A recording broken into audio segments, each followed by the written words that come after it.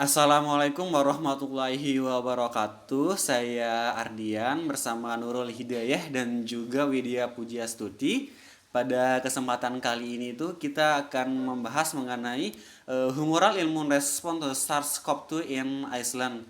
Sebagai gambaran terhadap isi jurnalnya, maka saya akan menjelaskan sedikit mengenai abstraknya. Yang pertama dari latar belakangnya sendiri, yaitu bahwa kasus pertama infeksi SARS-CoV-2 di Islandia dikonfirmasi pada 28 Februari 2020 dan pada 30 April epidemi sebagian besar telah surut.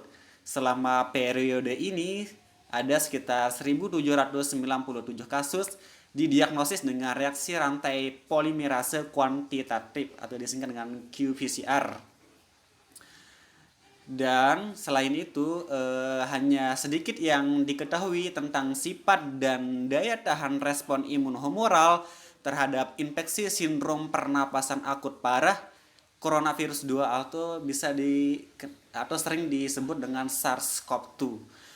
Untuk metodenya sendiri, dilakukan pengukuran antibodi dalam sampel serum dari 30.576 orang di Islandia menggunakan tes, termasuk dua tesnya itu yaitu pan-immunoglobulin atau disingkat dengan pan-IG, dan ditentukan bahwa ukuran seropositif yang tepat adalah yaitu adanya hasil positif dengan kedua tes pan-IG. Kemudian diuji 2.102 sampel yang dikumpulkan dari 1.237 orang hingga 4 bulan setelah didiagnosis dengan uji kuantitatif polimerase rantai reaksi atau disingkat dengan qPCR. Kemudian diukur antibodi pada 4.222 orang yang dikarantina yang telah terpapar SARS-CoV-2 dan pada 23.452 orang yang tidak diketahui terpapar.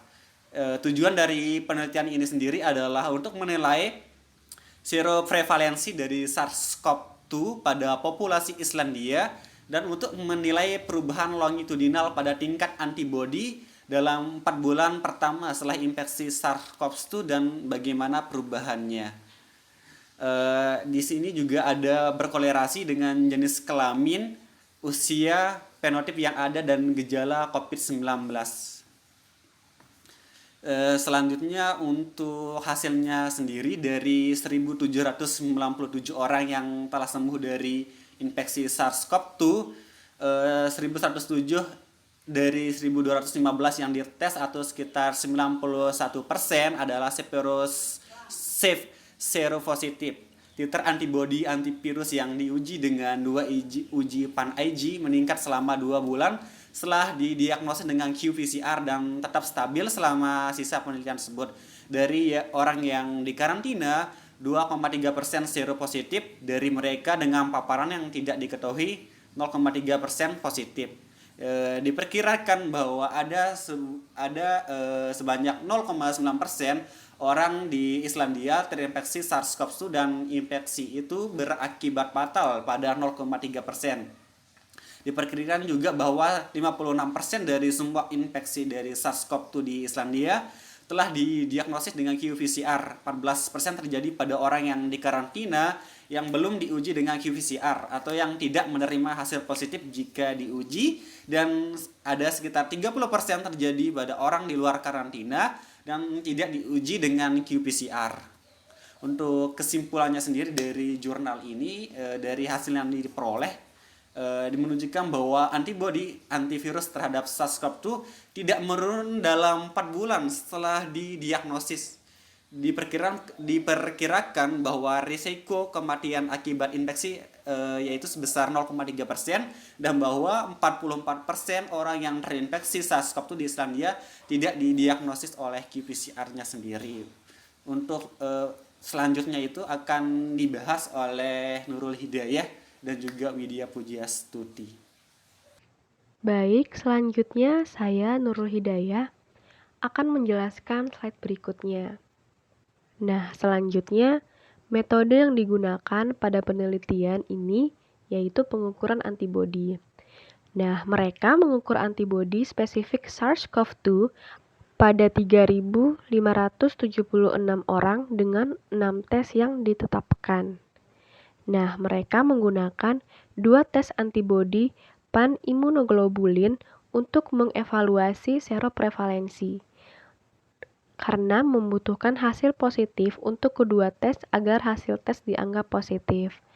Nah, untuk mengukur tingkat antibodi di antara orang-orang qPCR positif, mereka menggunakan antibodi terhadap SARS-CoV-2 menggunakan IgG antinukleoprotein atau IgG anti-N, IgM anti-N, IgG anti-S1, dan IgA anti-S1. Nah, pada slide kali ini ditampilkan gambar 1 yang merupakan gambaran umum skema dari 8 kelompok sampel yang digunakan dalam studi. Nah, pada kotak bagian atas atau kotak bagian pertama menunjukkan 8 kelompok sampel.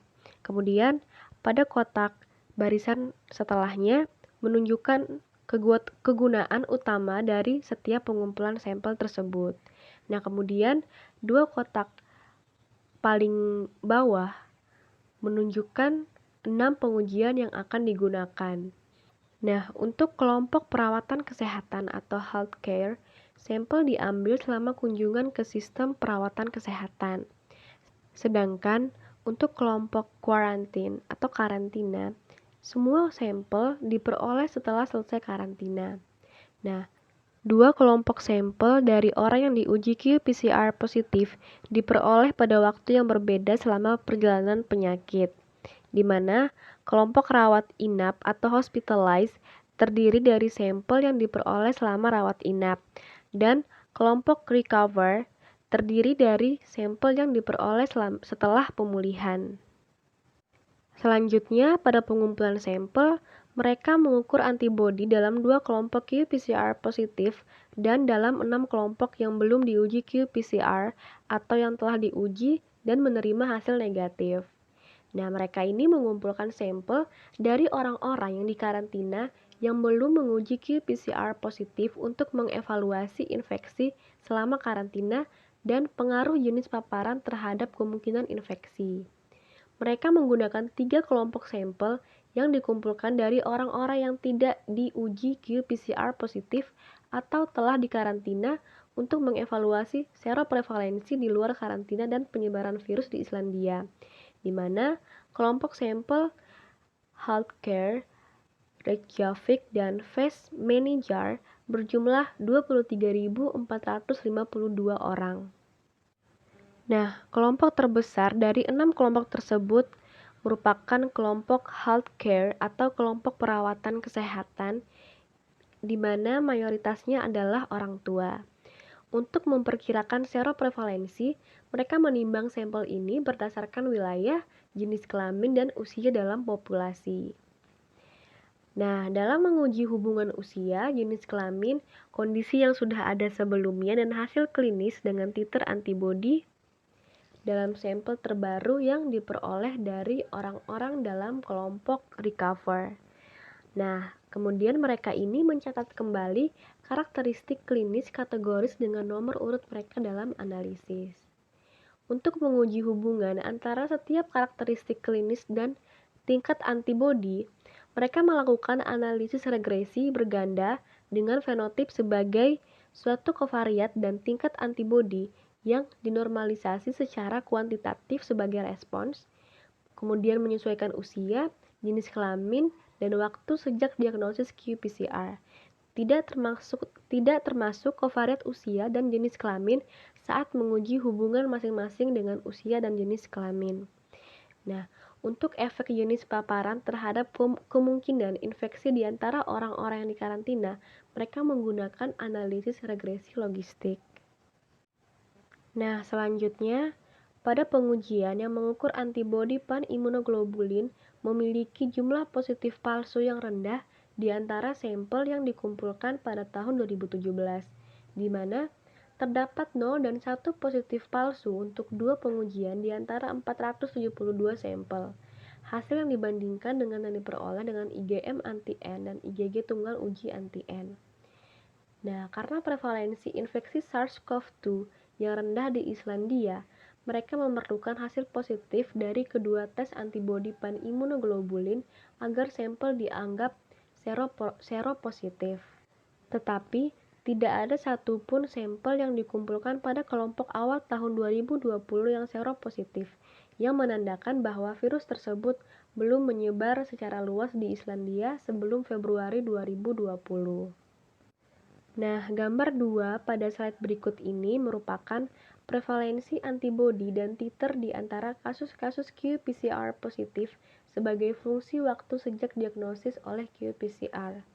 Gambar ini menunjukkan persentase sampel positif untuk uji antibodi pan-imunoglobulin dan titer antibodi, di mana bagian merah menunjukkan jumlah atau persentase sampel di antara orang-orang selama mereka dirawat di rumah sakit, yaitu 249 sampel dari 48 orang.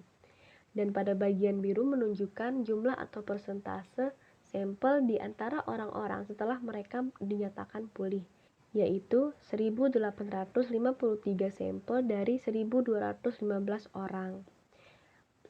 Batang vertikal menunjukkan interval kepercayaan 95%, dan garis putus-putus menunjukkan ambang batas untuk suatu pengujian agar dinyatakan positif.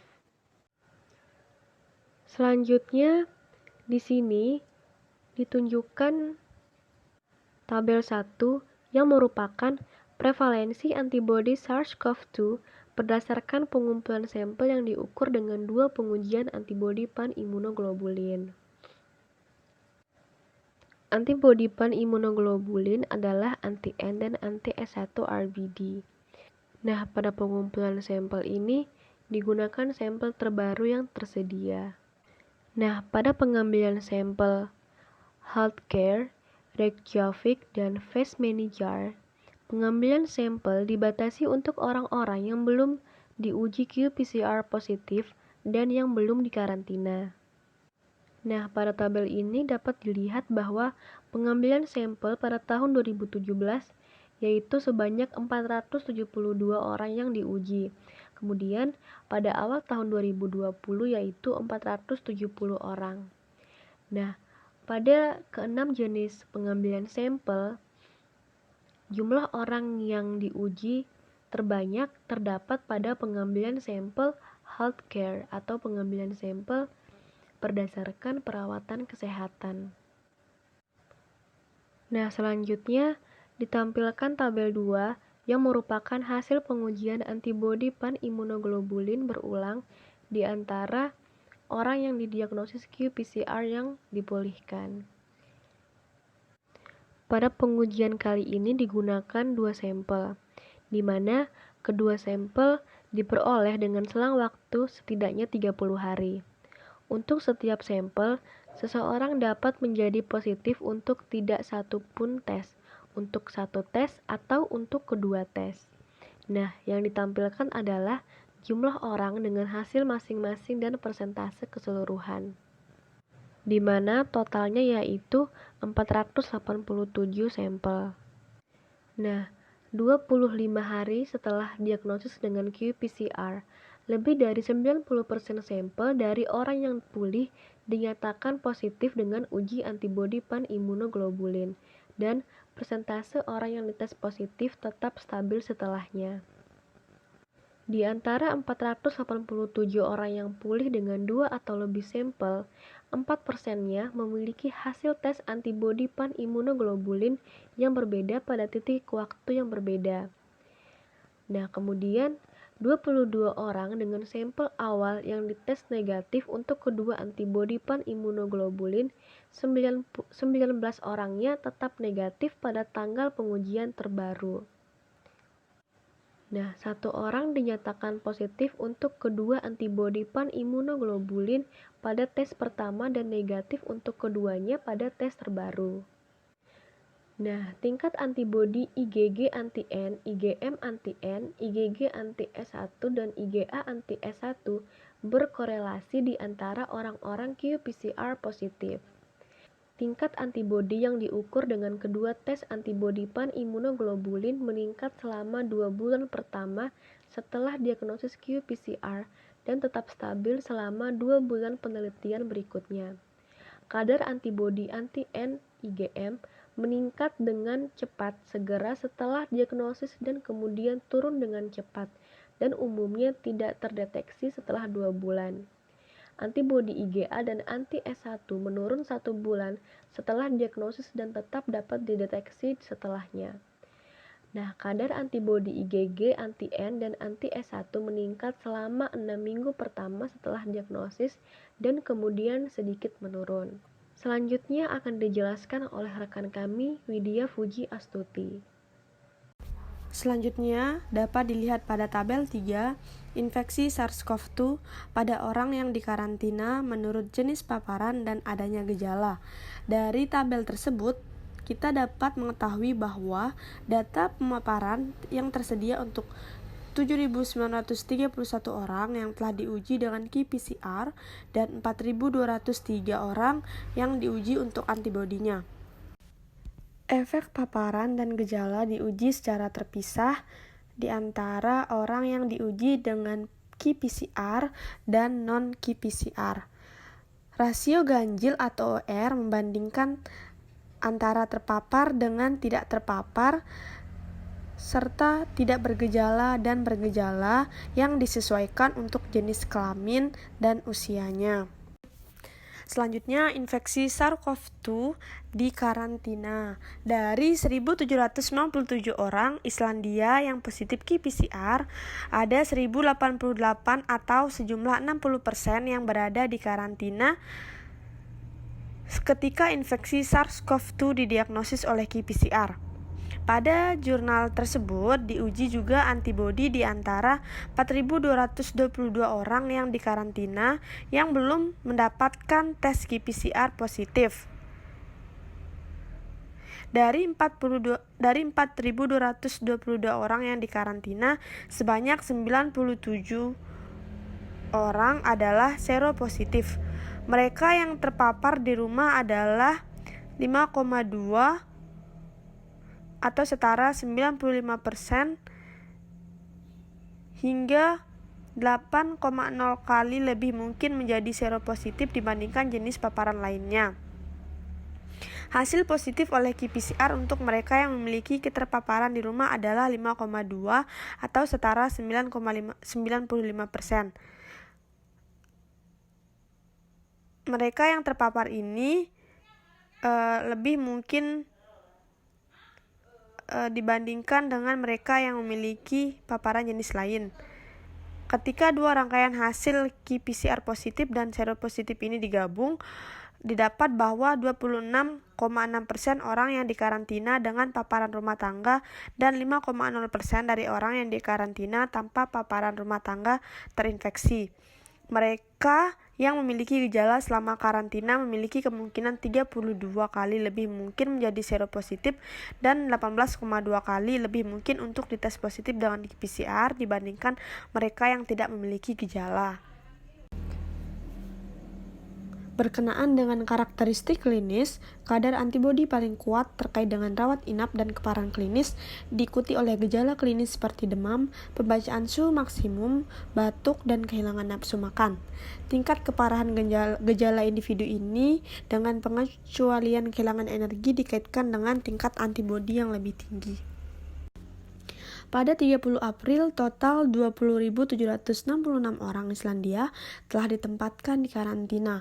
Dari 1.797 orang Islandia yang dites positif dengan qPCR, 1.088 orang berada di karantina saat diuji. Meskipun pengujian qPCR substansial pada orang-orang di karantina, 2,3% orang di karantina tidak menerima hasil qPCR positif. Paparan dalam rumah tangga lebih mungkin menyebabkan infeksi daripada paparan yang lainnya, yang menunjukkan bahwa orang yang satu rumah dengan orang yang terinfeksi tidak boleh melakukan kontak selama karantina dan kontak dengan anggota rumah tangga yang harus dikarantina. Seroprevalensi di dua titik panas regional antara Vestfirðir dan Vestmannaeyjar tidak ada atau rendah di luar karantina, yang menunjukkan bahwa sebagian besar infeksi terdeteksi oleh screening qPCR dan karantina jarak sosial, pelacakan kontak, dan batasan pertemuan publik efektif dalam membatasi penyebaran SARS-CoV-2. Respon imun humoral sangat penting untuk pembersihan virus sitopatik dan umumnya penting untuk pencegahan infeksi ulang virus. Hubungan antara respon imun humoral terhadap infeksi SARS-CoV-2 dan perlindungan terhadap infeksi ulang oleh virus ini telah ditunjukkan pada rhesus kera 18 tetapi belum terbentuk pada manusia.